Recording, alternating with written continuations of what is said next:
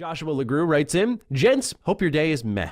Personally, I feel Microsoft has to reveal a bit more of the roadmap of what they are doing with what they already have. We need to see, hear, and know what they are doing.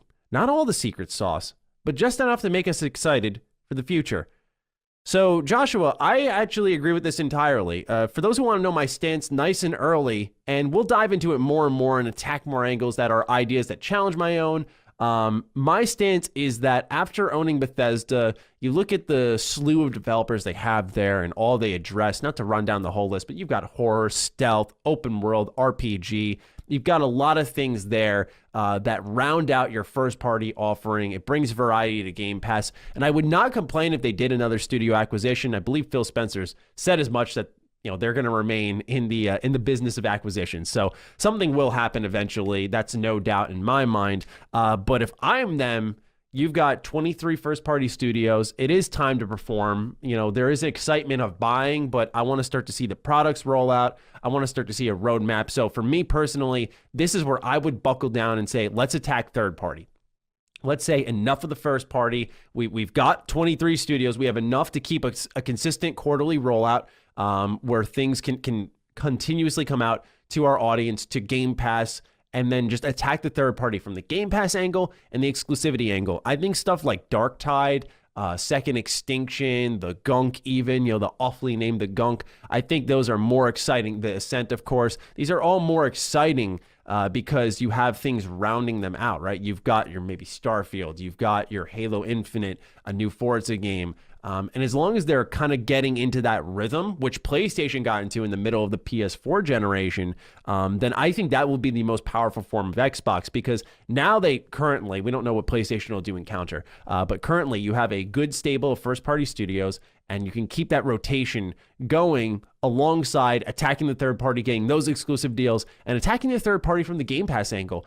It's just as exciting seeing a game come to Game Pass day one as it is getting an exclusive, because while it's not exclusivity, it's a major win if you're on that platform or you're gaming on that platform or you're a part of that service even. You can be a PlayStation fan and a fan of Game Pass. I tell people this all the time on my channel. A lot of people are like, oh my God, pick one or the other, and they take this very narrow-minded approach to it, and I don't understand this idea, especially nowadays where you look at something like Game Pass, which people just don't think, right? It's literally just that. And I hate to say that, but when Game Pass is on Xbox PC, it's going to go on smart TVs. You can stream it to your phone. You can stream it to a tablet. We're seeing more and more options and apps being added, and I wouldn't be surprised if at some point we saw it on Switch because they're taking the cloud route.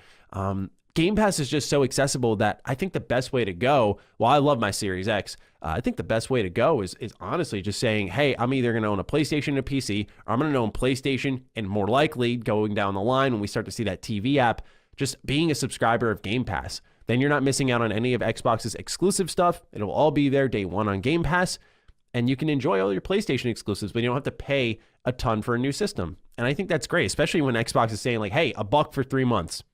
Like, come on, that's robbery. And that's what extremely rich companies, should be doing. They have a ton of money, and they will continue to have a ton of money, and they will never be threatened or run out of business because they got a lot to play with and they have constant recurring revenue. Rerouting to our point, though, a roadmap. Joshua, this is a great idea. Like I said, what I feel is that we're going to see Xbox, I would like to see this rather, attack the third party, get those exclusive deals, get those Game Pass deals. But a roadmap is more than necessary, knowing what's coming, how are projects going. We all speculated that maybe this March event would have been that, but they're clearly naming it an indie showcase. And we're going to see stuff there. Originally, they kind of canceled this, but originally we thought there was going to be an update on Stalker 2. But we're still seeing a ton of indie stuff and indie announcements, and I imagine all of these will be on Xbox. We're not sure about Game Pass and exclusivity, but they're going to have announcements for that as well. So plenty more to come there, but the expectation was that the indie stuff, that showcase was going to be the bigger one. So that leads me to believe that E3, they're just going to pull the lid off in a number of ways. I truly believe that's where we're going to see updates on everything. That's kind of the expectation going forward. So we're going to see Grounded. We're going to see Avowed, I think. I think an update on Avowed. If they don't do it, that would make sense because I do believe that's a 2023 game. But I think an update on Fable is borderline mandatory. Microsoft has to be just self-aware at the leaks and rumors that just persisted for years. I covered them on my channel, and then they finally revealed it. And it was just a CGI trailer, and people will go, all right, but where's more? There's nothing. I think Hellblade 2 is super overdue for a update because they revealed that with the Series X at the Game Awards. And so to me personally, I feel that's another update that's long overdue that we could see in a gameplay trailer. Of course, Starfield, what's going on with that? I think a full reveal of that is definitely going to happen. There have been plenty of reports, but I've said myself, like I've heard, hey, they're going for it. They're going to try. And I've said that since January 1st of this year. So you heard it here first. Anyway, yeah, I think an update on Halo Infinite is long overdue. And I because Xbox has a degree, rather, they constantly reveal too early, right? I just named 2 games, Avowed and Fable, which were revealed too early. And in the case of Fable, I can't blame them because that did leak. What was happening with Playground and how they were moving the IP. I mean, that leak happened, I want to say 2017. And that game's been in development for a long while. So that I don't blame them for kind of pulling the trigger early, but Avowed, it was up to Obsidian, I'm imagining. Maybe they wanted to say, here's what's next after Grounded. Just know, like, we're not going this route if Grounded is super successful, which it ended up being. And so we can expect Avowed from them, a single-player open-world RPG, I presume. But I said how they can attack this in a number of ways at E3, right? So that habit of revealing too early could actually be a great weapon for them this time around because of the Bethesda partnership.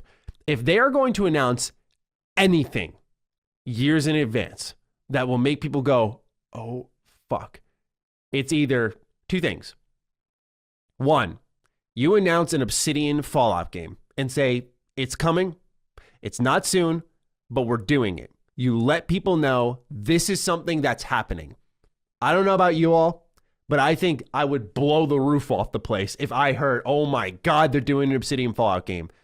Just knowing that they acknowledge that would send so many fans into overdrive. And I know it would be way ahead in advance, right? I know, because then you've got Obsidian also working on a new IP. Josh Sawyer is directing it. A lot of people thought it was Fallout. I'm pretty sure he's gone out of his way to say, hey, this isn't Fallout. So there's 3 games that would be, or 2 games, sorry, in line. Then you're not thinking of Grounded, so that's now 3. And then you have this new one. Yeah, it would definitely be stacking a lot of things against them. It would probably cut out a sequel of The Outer Worlds.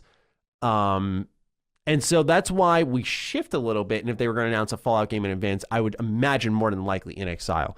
That would make a lot of sense to me, to see In Exile make a Fallout game. I would love to see Fallout return to that tactical nature that it was born as and introduce a whole new generation to that. A lot of people would complain, but I think it's really important because there are definitely tons of people who think that's the only way Fallout has ever been experienced. And I think if In Exile were to make a Fallout game like that and show the real choice and consequence that can be handled in a Fallout game, not that 3 or New Vegas didn't do it, just the massive repercussions that are known in the earlier entries of that franchise. And we saw what happened with Wasteland 3. That would be amazing. So number 1, if they're going to pull the trigger early on anything, a Fallout game by one of those 2 studios. I don't know if Obsidian could really fit that bill just because of their roadmap. So I'm going to say, yeah, In Exile. Pull that trigger. Absolutely let people know. It shows something Xbox crosses Bethesda related that would excite people for that future. That partnership is underway. Some type of product to show that to me. Maybe that's to some people too hasty, and I totally admit that. But I just can't help but sit here and think Bethesda on their own and saying Starfield's coming exclusive to Xbox would be massive for Xbox fans and Game Pass owners alike. And I imagine that's exactly what's going to happen. So that's a win in its own right, so to speak. I don't like to use those terms like win, loss, and all that shit because the fanboy, what's the word? Is volatility a word? Anyway, it's getting volatile. And I'm seeing it on both sides, and it's kind of annoying. Like where Xbox fans are, pushing their glasses up, puffing their chest out, and like looking down on PlayStation fans. And PlayStation fans are just kicking and screaming, man. And as Carrick would say, you're surfing on their tears. For me, I'm bathing in them. Like it's ridiculous. Like even my channel gets hit by it. And so if I'm getting hit by it, then plenty of others are.